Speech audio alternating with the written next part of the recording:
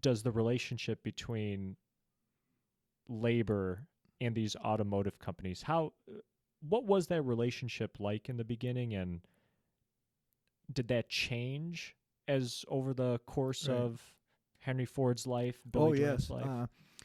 Yeah. The workers um,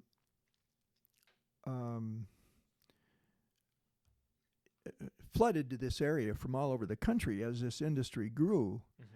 And it was a, particularly people from the South. It was a better job, than they could ever get there. So that they came for the money and everything. But then, as they sped up the assembly lines, and it was exhausting, they could fire them for no reason. There were all kinds of issues, and part of it, interestingly enough. I'm reading a book right now by another fellow. I found his book at the Northville a book authors fair recently, and it's on a lot of it centers around the hunger strike in the 30s, and there was a march on Ford because people were losing their homes, they didn't have enough to eat. And there were some communists that kind of infiltrated this and kind of helped, but that really didn't matter. The people were hurting, and it didn't kind of matter who was helping push the cause. And so they marched on Ford, and a bunch of people were killed, and that kind of started things. And then later on, there was a big sit-down strike at General Motors where they just refused to work. And so Chrysler and GM unionized. They finally said, it's not worth fighting it, and there's so much violence, and let's negotiate with these folks. And Henry wouldn't. He was very stubborn.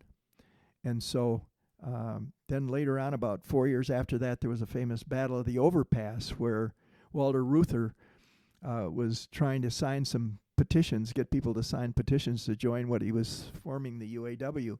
And a photographer said, I want you to stand up on this bridge and get a picture of you with the Ford plant in the background. And about that time, a bunch of Ford security people rushed him and beat him up with another fellow. But the photographer got pictures of this, still pictures. And it was all over the country, these guys all bloodied and beat.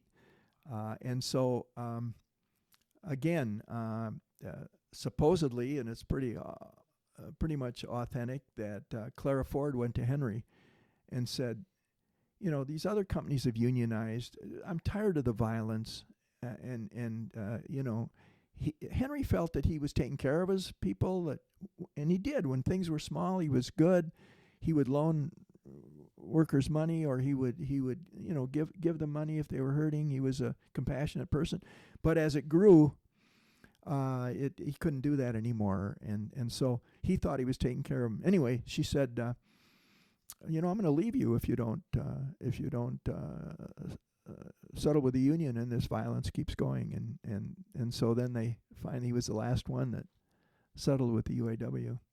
And interestingly enough, the other two companies had wanted what they called a closed shop, where if you worked there, you had to join the union, and the companies didn't give the UAW that.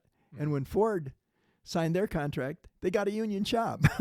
So in the end, they got a better deal when they finally did it. Wow. Yeah, it seems like Henry Ford